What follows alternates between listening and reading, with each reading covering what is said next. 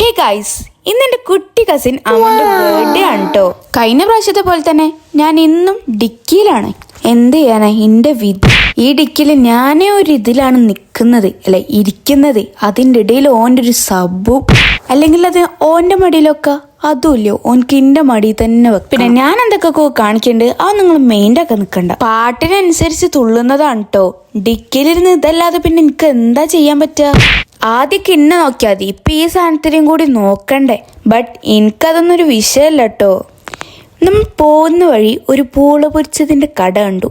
ഇതിന് നിങ്ങളുടെ നാട്ടിൽ എന്താ പറയാന്ന് എല്ലാവരും കമൻറ്റ് ചെയ്യും. അങ്ങനെ ബാതുക്കാക്ക് അതും വാങ്ങി വന്നിട്ടോ.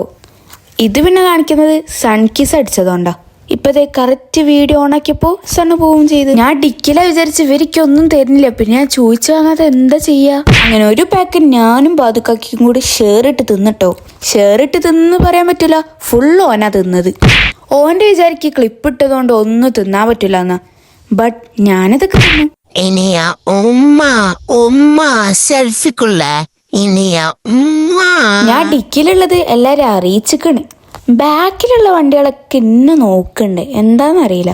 സൗന്ദര്യം കൊണ്ടാവാം, ഷോയ്ക്ക് വയ്യ. ഗൈസ്, അങ്ങനെ ഫൈനലി നമ്മുടെ വീടെത്തിട്ടോ. ഞാനും നിങ്ങളെപ്പോലെ ഭയങ്കര എക്സൈറ്റഡ് ആണ്. അങ്ങനെ ഫൈനലി ഇപ്പച്ചിന്നെ ഇറക്കി. ഞാൻ സൗണ്ട് ഇല്ലാതെ അങ്ങോട്ട് ഇറങ്ങി. എൻ്റെ ആ കുട്ടി കസിൻസിനെ എന്തൊക്കെയോ പറഞ്ഞിട്ട് റൂമിൻ്റെ ഉള്ളിലാക്കിക്കണ്. അങ്ങനെ സൈക്കിള് സെറ്റ് ചെയ്യാൻ തുടങ്ങിട്ടോ. വേറെ ആരല്ല, നമ്മൾ ബാതുക്കാക്ക് തന്നെ. അങ്ങനെ രണ്ടും ഇവിടെ സെറ്റ് ആയിക്കണേ. ഈ ഒരു ചെറിയ ടേബിള് കേക്ക് വെക്കാനുള്ളതാണ് കേട്ടോ. അങ്ങനെ സൗണ്ട് ഇല്ലാതെ ഇപ്പച്ചി എങ്ങനെയൊക്കെ ഗേറ്റ് നീക്കാൻ കേട്ടോ. സൗണ്ട് ഉണ്ടാക്കിയാൽ എന്താ ഒരു പ്രശ്നം, ആ രണ്ടെണ്ണം അങ്ങോട്ട് ഓടി വരും. ഗൈസ്, അങ്ങനെ നമ്മൾ പ്ലാൻ മാറ്റി നേരെ സൈക്കിള് പിൻവശത്ത് കൊണ്ടുപോയിട്ടോ. കാരണം എന്താ അറിയോ, കേക്ക് മുറിച്ച് കഴിഞ്ഞിട്ട് ഓനക്ക് വീണ്ടും സർപ്രൈസ് കൊടുക്കുക വിചാരിച്ചു. അപ്പൊ 2 സർപ്രൈസ് ആയില്ലേ. എങ്ങനെയുണ്ട് നമ്മുടെ ബുദ്ധി? ഇതാ നമ്മുടെ സൈക്കിൾ ഇവിടെ സേഫാ. ഇതാണ് കേട്ടോ നമ്മുടെ കേക്ക്. വരുന്ന വഴിക്ക് നമ്മൾ പോപ്പറൊക്കെ വാങ്ങിക്കണേ. അങ്ങനെ ഫൈനലി എല്ലാം ഇവിടെ സെറ്റാണ് കേട്ടോ. ഇതാ പോപ്പർ ഒട്ടിക്കാൻ അതൊക്കെ റെഡിയാ. ഇതാണ് ഓരോ രണ്ടാളെ എക്സ്പ്രഷൻ.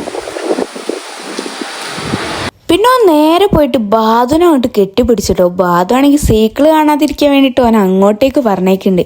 പിന്നെ ഇപ്പച്ചിനെ കെട്ടിപ്പിടിച്ചു. പിന്നെ എനിക്കൊരു ഷെയ്ക്കാനും തന്നോ, എന്നെ കെട്ടിപ്പിടിച്ചിട്ടോ. ഏതായാലും അവൻ്റെ ഒരു സന്തോഷം. ഒരു കേക്കാണ് ഇനി എത്ര സന്തോഷം. അപ്പം നമ്മൾ സൈക്കിളും കൂടി ഒന്ന് കണ്ടാൽ. പിന്നെ രണ്ടാളെ നിർത്തിച്ച് കുറച്ച് ഫോട്ടോസ് എടുത്തിട്ടോ. അങ്ങനെതാ നമ്മുടെ കേക്കും കട്ട് ചെയ്തു. ദുബായിൽ നിന്ന് നമ്മുടെ ഇച്ചാക്ക ലൈവാണ് കേട്ടോ. ഗൈസ്, അങ്ങനെ ഓൻ എല്ലാവർക്കും കേക്ക് വായിൽ വെച്ചു കൊടുത്തു. എനിക്ക് മാത്രം കിട്ടിയില്ല.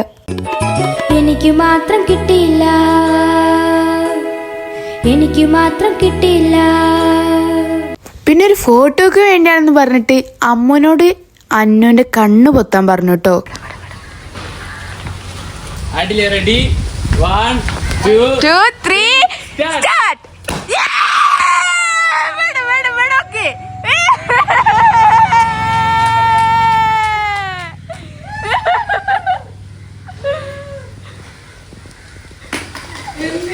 ഗൈസ്, സത്യം പറഞ്ഞോ നല്ല ഹാപ്പി ആയിക്കും കേട്ടോ.